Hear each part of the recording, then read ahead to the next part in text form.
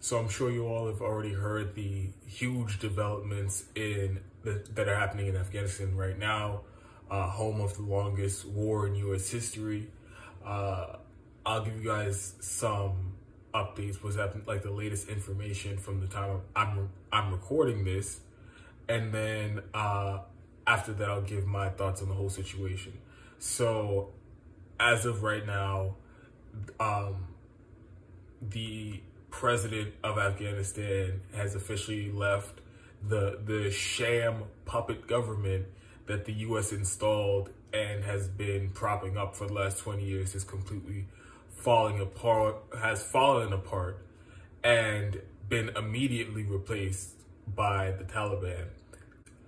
I think that's actually a pretty stunning indictment of this entire military operation, because we spent trillions of dollars and killed hundreds of thousands of people, and we said that we were the only thing that we had to show for it was allegedly this stable government in Afghanistan.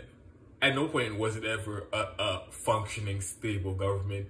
It was just a corrupt kleptocracy, and they were just doing the bidding of Western governments, and they were in on the war profiteering, just like the defense contractors in the United States and elsewhere.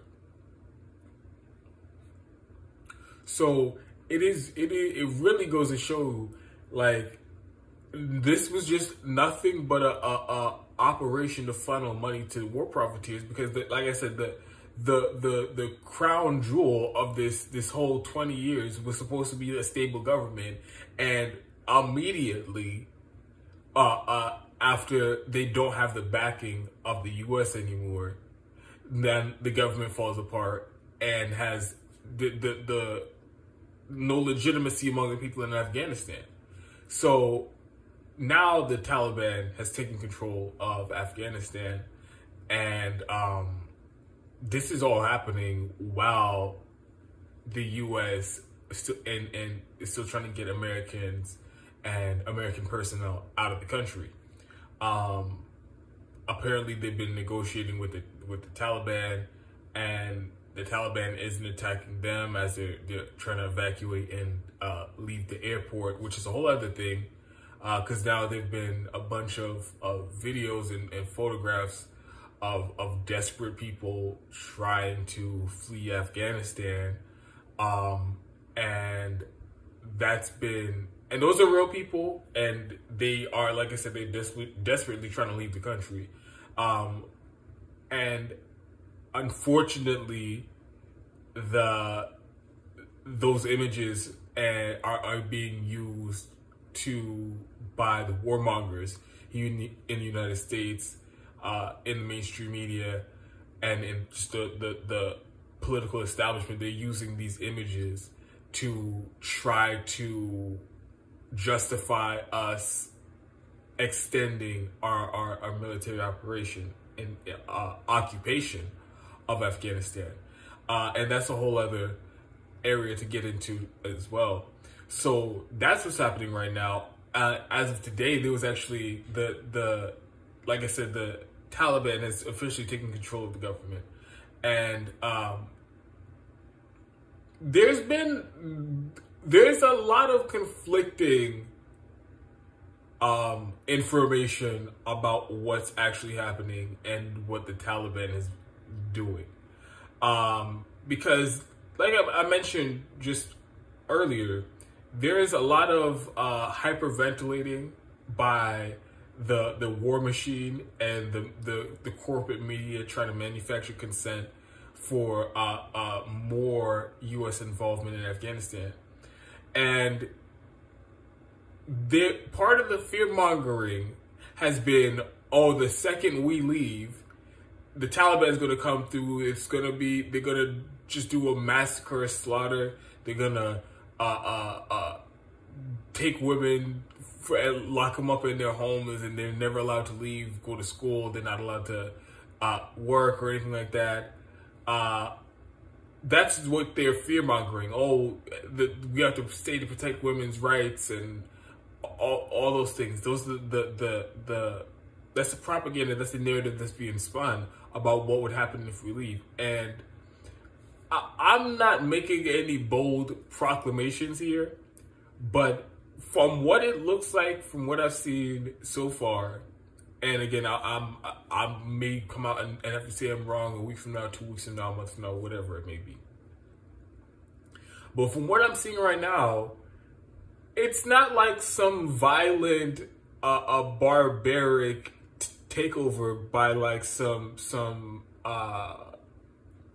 murderous group. And again, the Taliban, just like any other militant group you can think of, has done heinous things when they did, and they also did those things with the backing of the U.S.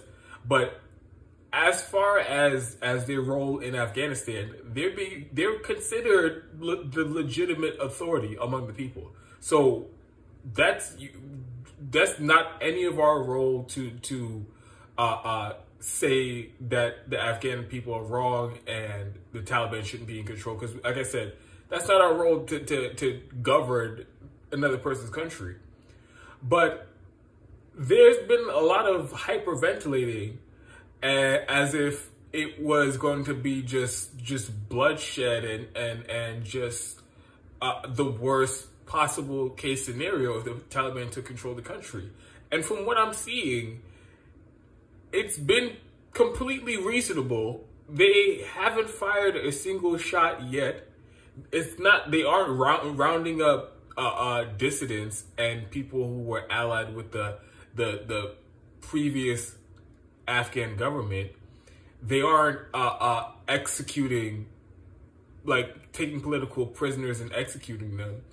It seems like a legitimate transfer of power, and now they have control of the capital. They have control of the presidential palace. They're forming their government. They're retaining some members of the old government. They're keeping them in their new role, or in the new government that's forming. And apparently today they said that they're recruiting women to be in roles in the new government. So like, what's unfolding, it's not matching the hysteria. And I just want to, like I said, I could be wrong. It could just be in this very moment in time, and it all goes to shit a week from now, 2 weeks from now. I'll come out and admit I'm wrong. But I think it is worth noting that what they're choosing to focus on and the hysteria that they're trying to manufacture, it's not really lining up with what's actually happening. It looks like they've been accepted as the government, and they're acting like a legitimate government for the time being, as it is right now. Now, some things that I want to clear up here, because they're being wildly, like the facts are not being presented clearly, in my opinion, is, so what's the U.S. actually doing? Biden says he's pulling out troops out of Afghanistan, but during this entire process, he was saying that there will still be operations. They were going to leave troops there, and there was always going to be CIA and special forces on the ground doing covert operations in Afghanistan. That was always the plan. So before the events over the last couple of days, Biden, it was pretty clear that he was never planning on completely leaving Afghanistan, but still people were giving him credit as if he was. And I'll get into that. I might actually have to do another separate video about that. But so now, with everything that's unfolding, he's still using all the rhetoric of, oh, let's end the war. This is the longest war in U.S. history, and there's no excuse to continue the war. At the same time he's doing that, he's talking about, but we're going to continue counterterrorism missions in the country, and we're going to continue to do airstrikes and drone strikes in Afghanistan. So that makes absolutely no sense to me, because they're saying they're ending the war, but when the few policies, details that they give, it sounds like they're continuing the military occupation. So I don't know how that's supposed to work. It looks like some theater to me, because at the end of the day, if we're still violating this sovereignty and conducting military operations in their country against the will of the government or against the will of the public, and we're dropping bombs, massacring civilians, if we're still doing that, it's still a military occupation.